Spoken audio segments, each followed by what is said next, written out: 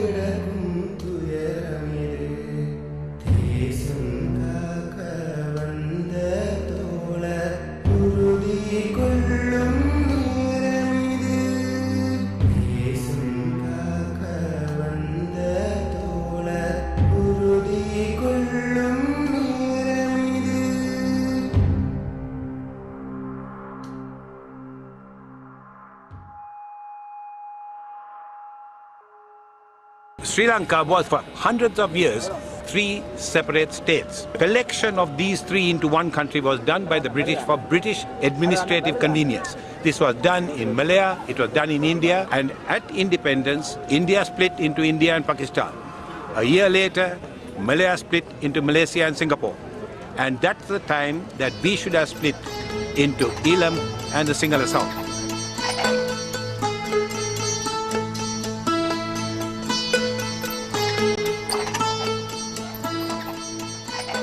The British who made these 3 separate states into one country, which is Sri Lanka. At the time that they left, they should have left Sri Lanka the way they found it when they came. In other words, as 3 separate states. The least they could have done was to have set up a federal Tamil state, which they didn't do, despite pleas from the Tamil leadership to say, please don't leave us at the mercy of the Sinhala leadership. We can't trust them. And what did Britain say? Oh no, they are a nice set of people.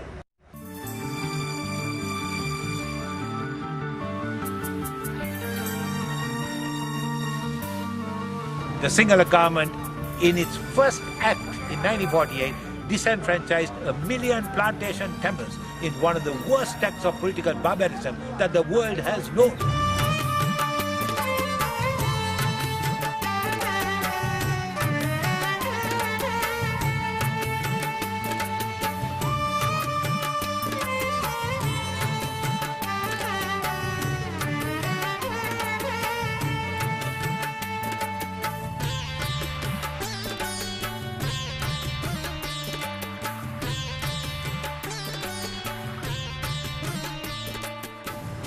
Until, I would say, the late 1970s, they continued to protest in a parliamentary fashion.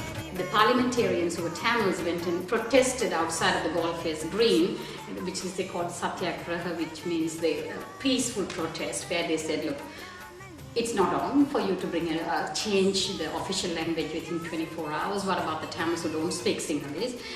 They were flogged. They were hit and there was blood pouring out of one of their heads. That's how they were treated. Ever since the plantation Tamils were disenfranchised in 1948, as a 17-year-old schoolboy, I lodged a protest.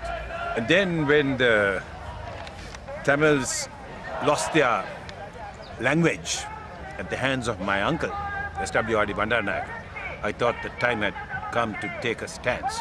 And when his wife, Sirima, set the bar higher for Tamil students to enter the university, I was then Associate Professor of Medicine, I thought it was an outrage. And I thought at that time, in fact, I warned her that the Tamil youths were going to arm, because if you keep people out of university for the wrong reason, the fact that they are Tamils, and their non-violent protests have failed, then you must expect violence.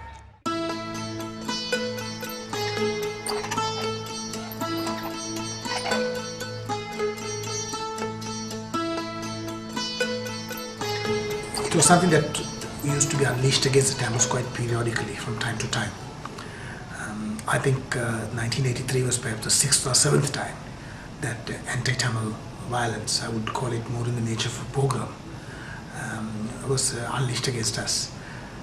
The only difference between 1983 and the previous pogroms was within a space of 2 weeks, over 3,000 Tamils were killed. Whereas the first pogrom in 1958, it was just a few hundred, maybe 300 to 400. Progressively it got worse. And in 1977, I believe it was close upon 600. And in 83, we had 3,000 slaughtered. We saw looting, shops, shop things being taken out of shops being burnt. Going down, sort of looting, threatening to kill and so on. A guy's, stomach got slashed and, guts sort of spilling out. But I was so petrified, I couldn't move. The children are dragging and pulling me. My God, this is happening all over again. Then, after a while, they came looking for me. So they grabbed me, they asked me, I don't understand Sinhalese very much because I studied in Jaffna. He said, Yapanade or something like that. Demilude. Yeah, that was easy. So I said, yeah. Because I couldn't have lied. What does that mean? Are you a Tamil? So I couldn't have lied because I couldn't have spoken in a second sentence, third sentence, they would have caught me anyway. So he dragged me, pulled me towards the stairs and pushed me down the stairs. I kept on saying, let me go, let me go. Then one guy brought a bottle full of petrol, poured it on me. I was wearing synthetic trousers. Later on I realized that even the trouser melted because it's synthetic. And the other guy brought another bottle full of petrol and then hit me right on my head. It's a true story, okay. And the bottle broke into pieces and another bottle of petrol, I was drenched. I just stood there. I knew if I tried to run, then they will kill me. Yeah, then that guy pulled a lighter and then he kept going, click, click, click, click, and it wouldn't fire, light up. They hit me one hard hit and my nose broke and started bleeding. So that they must have thought we have done enough damage, so let him go. So they said, run, I think, to wonder, run. So I just walked on my own. Nobody cared. No, there was nobody, They burnt furniture and stuff in the middle, in the heap. All the Tamil people's furniture was thrown out. They carried a little baby, chucked all this furniture, and they were throwing a baby into the fire. Obviously, you can't protest when there's hundreds of Sinhalese around you laughing because they're killing a Tamil baby.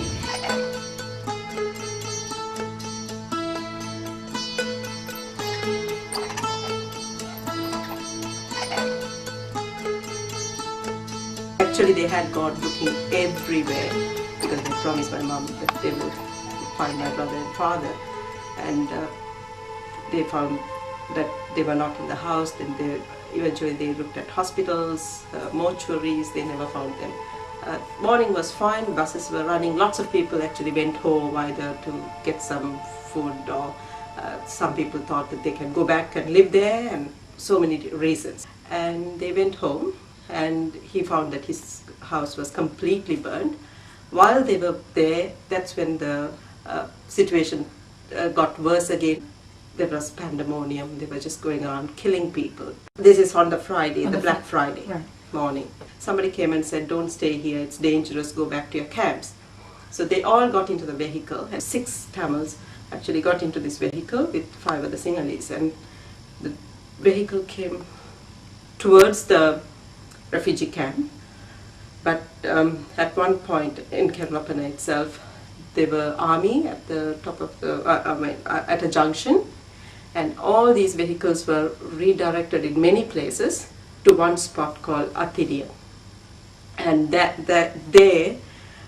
were, I think, more than hundreds of people waiting for Tamil people in vehicles.